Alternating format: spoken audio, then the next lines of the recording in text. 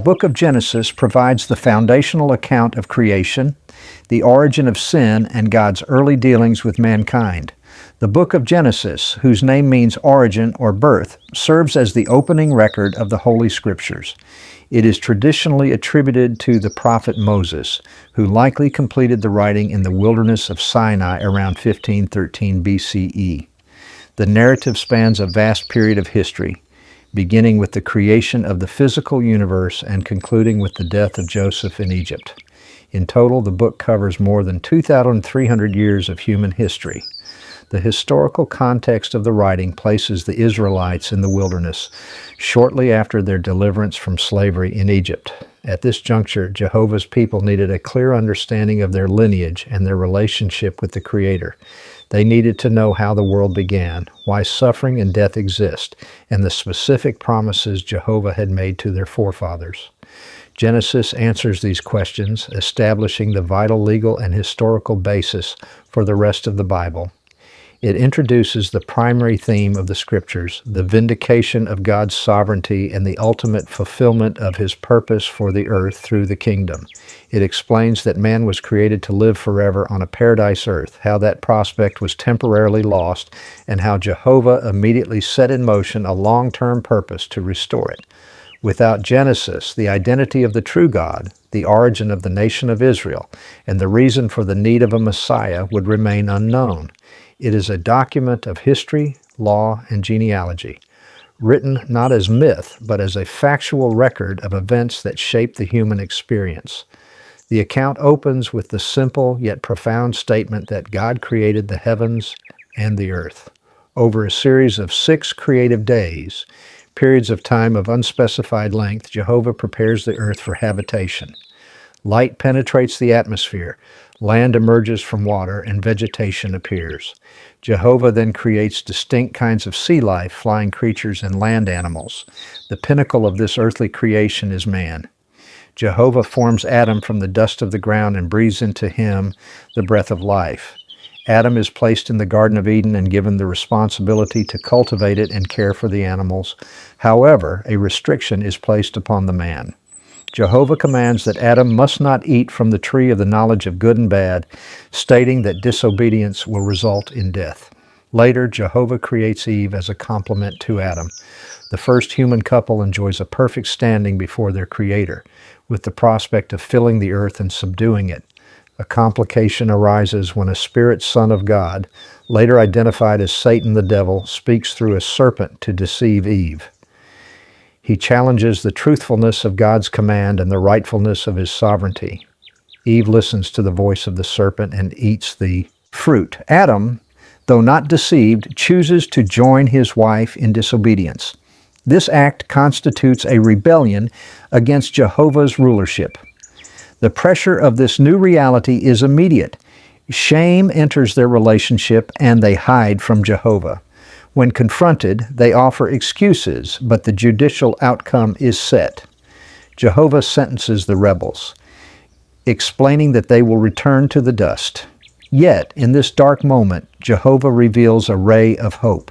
He speaks the first prophecy of the Bible, Genesis 3:15, promising a future offspring or seed who will eventually crush the serpent.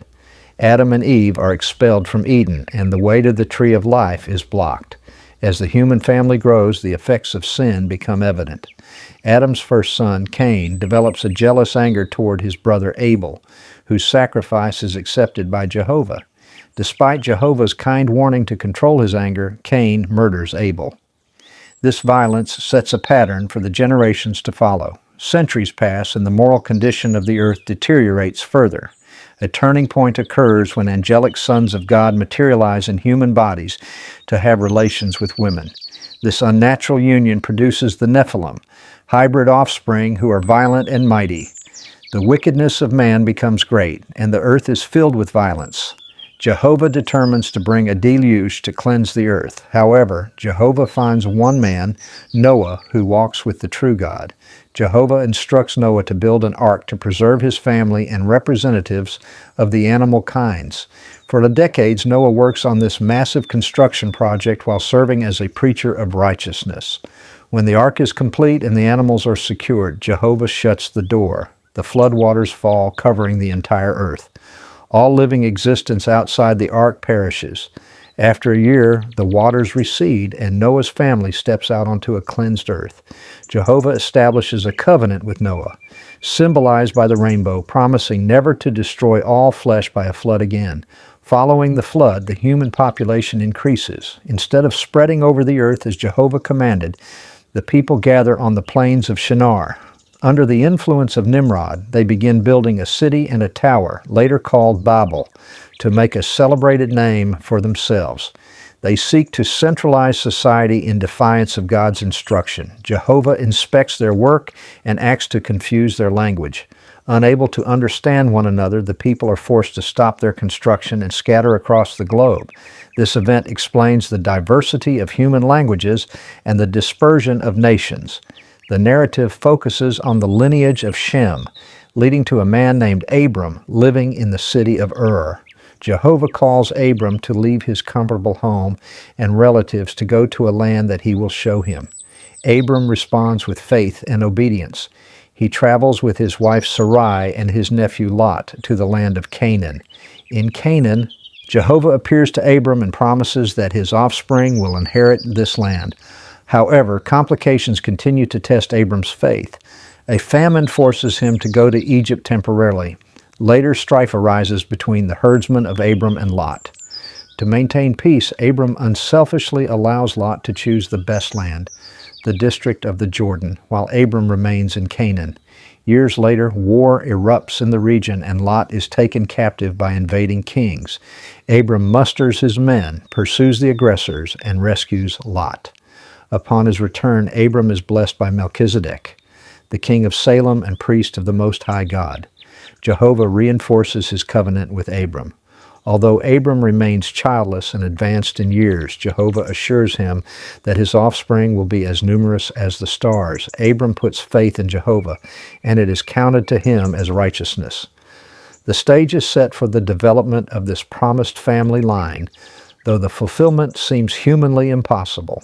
The narrative transitions from the initial call of Abraham to the specific development of the family line through which the promised offspring would come. While Act 1 established the legal covenant between Jehovah and Abraham, Act 2 focuses on the testing of that faith and the selection of the rightful heirs. The account shifts focus from a single patriarch to the establishment of a distinct family unit that struggles against external threats and internal strife. A major development in this section is the exclusion of other family branches from the covenant promises. The narrative clarifies that the seed will not come through natural means or human planning, but solely through Jehovah's power and selection. This period covers the miraculous birth of Isaac, the preservation of the lineage through Isaac's wife Rebekah, and the contentious transfer of the birthright from Esau to Jacob. The history demonstrates that inheriting God's promises requires more than biological descent. It requires exclusive devotion and appreciation for spiritual things. By the end of this section, the singular family of Abraham begins to expand into the 12 tribes of Israel. Time passes, and the promise of a son remains unfulfilled. Sarai, acting on human reasoning, offers her servant Hagar to Abram. Hagar bears Ishmael, but Jehovah clarifies that this is not the promised heir. When Abram is 99 years old, Jehovah institutes the covenant of circumcision as a sign of the relationship between him and Abram's household. Jehovah changes Abram's name to Abraham, meaning father of a multitude, and Sarai's name to Sarah. He confirms that Sarah herself will bear a son. Before this birth occurs, 3 visitors materialize to deliver a message of judgment against the cities of Sodom and Gomorrah due to their gross immorality. Abraham, concerned about righteousness, asks Jehovah if he will destroy the righteous along with the wicked. Jehovah patiently assures him that if even 10 righteous men are found, the cities will be spared. However, only Lot and his family are found to be faithful. Angels escort Lot, his wife, and his 2 daughters out of the city. Jehovah rains fire and sulfur upon Sodom and Gomorrah. Lot's wife, disobeying the instruction to not look back, turns into a pillar of salt. Lot and his daughters survive, preserving the connection to Abraham's family. At the appointed time, Jehovah visits Sarah. Despite her advanced age, she gives birth to Isaac. Tensions arise between Sarah and Hagar, leading to the dismissal of Hagar and Ishmael. Jehovah assures Abraham that while Ishmael will become a great nation, the covenant will stand firm with Isaac. Years later, a peak moment in Abraham's life occurs. Jehovah asks Abraham to sacrifice his beloved son Isaac as a burnt offering. Abraham complies, traveling to Mount Moriah. He builds an altar and binds Isaac. Just as Abraham raises the knife, Jehovah's angel calls out to stop him. Abraham has proved he fears God by not withholding his only son. A ram is provided as a substitute sacrifice. Jehovah swears by himself that because of this act of faith, Abraham's seed will take possession of the gate of his enemies, and all nations will be blessed through it. Following Sarah's death, Abraham takes steps to ensure Isaac does not marry a woman from the Canaanites, who do not worship Jehovah. He sends his oldest servant to his relatives in Mesopotamia. The servant prays for specific guidance, asking Jehovah to identify the right woman by her willingness to water his camels. Rebekah appears and fulfills the sign exactly. She agrees to leave her home and family to marry Isaac. The marriage comforts Isaac after the loss of his mother, and the family line remains separate from the surrounding nations. After a period of barrenness, Isaac pleads with Jehovah, and Rebekah conceives twins. The pregnancy is difficult as the children struggle within her. Jehovah explains that two nations are in her womb, and the older will serve the younger. Esau is born first, hairy and reddish. Jacob follows, holding Esau's heel. As they grow, their personalities diverge. Esau becomes a skilled hunter, while Jacob is a blameless man, dwelling in tents. One day, Esau returns from the field exhausted and demands some stew Jacob is cooking. Jacob asks for the birthright, the right of the firstborn to the covenant promises, in exchange. Esau, showing no appreciation for sacred things, sells his birthright for a single meal. Later, when Isaac is old and blind, he prepares to give his final blessing to Esau. Rebekah, aware of Jehovah's prophecy, instructs Jacob to impersonate Esau to receive the blessing. Jacob obeys, and Isaac blesses him, granting him lordship over his brother and the inheritance of the Abrahamic promise. Esau discovers this and harbors a murderous grudge against Jacob. To protect Jacob and to find him a suitable wife, Isaac and Rebekah send him away to Rebekah's brother, Laban, in Haran. On his journey, Jacob stops at Luz, Bethel. In a dream, he sees a ladder reaching to the heavens with angels ascending and descending. Jehovah appears above it, confirming that the land and the seed promised now belong to Jacob. Jacob vows to serve Jehovah faithfully. Jacob arrives in Haran and falls in love with Laban's daughter, Rachel. He agrees to work 7 years for her. However, Laban deceives Jacob on the wedding night, giving him the older daughter, Leah, instead. Jacob agrees to work another 7 years for Rachel. In this setting, a complex family dynamic unfolds. Jehovah sees that Leah is unloved and blesses her with children. A rivalry ensues between the sisters, involving their maidservants. Over several years, Jacob becomes the father of 11 sons and 1 daughter, Dinah. These sons, Reuben, Simeon, Levi, Judah, and Dan, Naphtali, Agad, Asher, Issachar, Zebulun, and Joseph, become the foundation of the future nation of Israel. Benjamin is born later in the land of Canaan. During this time, Jehovah blesses Jacob's hard work. Despite Laban's attempts to cheat him regarding wages and livestock, Jehovah ensures that Jacob grows very wealthy with flocks and servants. Jehovah instructs Jacob to return to the land of his fathers. Jacob departs with his large family. As he approaches the region of Seir, he fears Esau's potential retaliation. He prays fervently for deliverance and sends generous gifts ahead to appease his brother. The night before the reunion, a turning point occurs. A stranger grapples with Jacob until dawn. Jacob realizes this is a materialized angel and refuses to let go until he receives a blessing. The angel touches the socket of Jacob's hip, dislocating it, but Jacob holds on. Because he is contented with God and men and has at last succeeded, the angel changes his name from Jacob to Israel, meaning contender with God. The next morning, the reunion with Esau takes place. Contrary to Jacob's fears, Esau runs to meet him and embraces him. The brothers weep and reconcile. Jacob settles in the land of Canaan, fulfilling Jehovah's direction to return. The stage is now set for the final developments of the patriarchal history within the promised land.